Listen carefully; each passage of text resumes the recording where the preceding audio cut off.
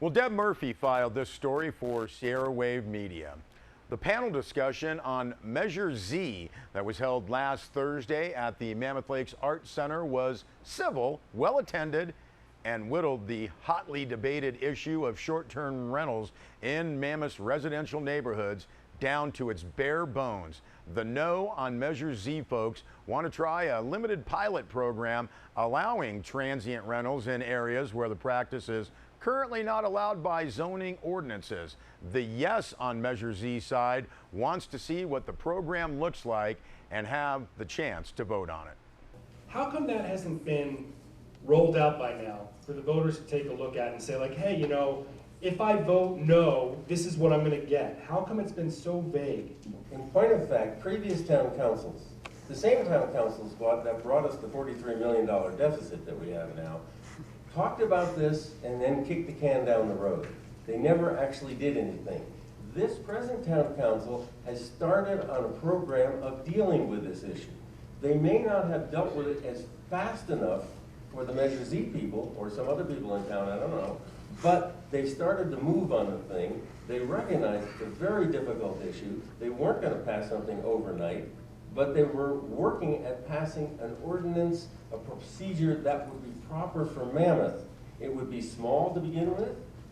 They'd see all the problems you're talking about, and they'd work it out so it made sense with input from people who are against nightly rentals, people who are for it. But the bottom line is, not a single council person has said, I want nightly rentals in the Nobles.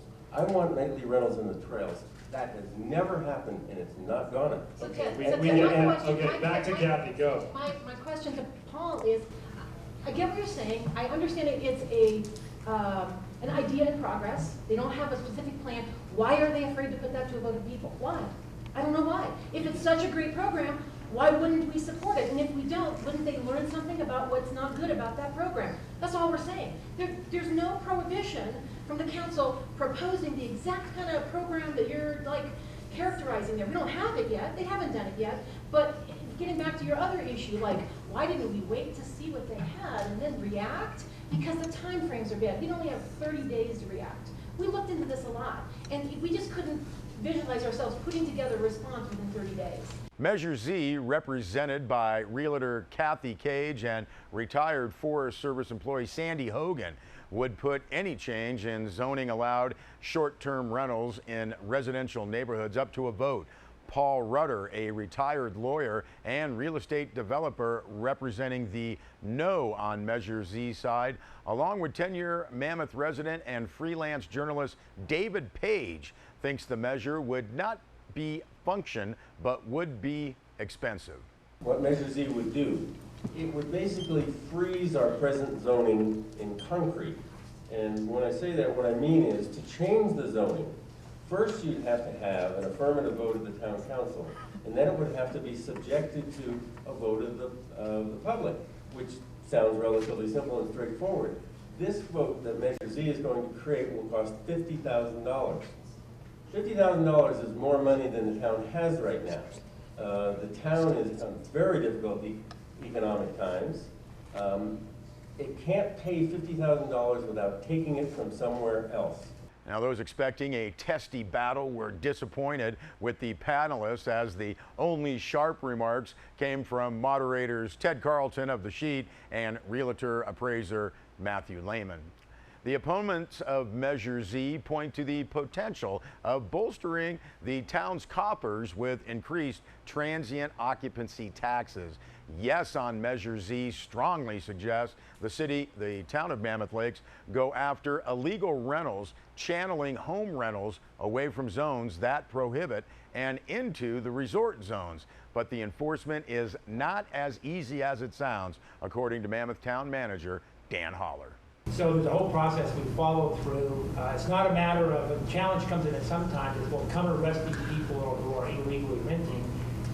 But the problem there is the homeowner doing it, not the people in the home. So you're balancing that act as well. So you go after the homeowner versus the people who are in the home. The one light at the end of the enforcement tunnel is legislative efforts directed at internet booking sites. Unintended consequences played a minor role in the forum, sponsored by a neutral Mammoth Lakes Board of Realtors. Among those what-ifs were impacts on traditional lodging and escalated housing costs running the community's workforce out of town. Councils change every 2 years. And so, well, Paul says he, doesn't speak for this one, he does a lot of times, but the fact is you can't speak for the future what's going to happen. I don't, if you have little proposals to chip away, that's not good planning. We have planning for a reason. Because, and one good thing, one reason we have this residential that has never changed in all these years, is because it works for us. And we have a resort zone, let it work for us. All right, 30 seconds, at least I go. I'll answer your question. I don't want to vote every time there's a change to the zoning or a proposed change to the zoning. I don't even understand what Matt's going to say. So that's why I elected officials to deal with that for me. I know we have a planning commission. I trust those people. And absolutely, if they made a horrible decision and somebody showed it to me and I could understand it, I'd say, hey, let's have a referendum. I think that's a terrible way to go. But in the meantime, I elected them. I hope they're going to do that for me. Also, the Mammoth Lakes Chamber of Commerce will host another Measure Z forum. Now, this one's coming up this Tuesday, September 29th, 5 to 7 p.m. That'll be at the Forest Service Auditorium next to the Mammoth Lakes Welcome Center. A press release says this is an unbiased forum meant to provide one more opportunity for interested citizens to educate themselves on both sides of the issue before casting their votes during the special election on October 6th. And contact the Mammoth Chamber for more information.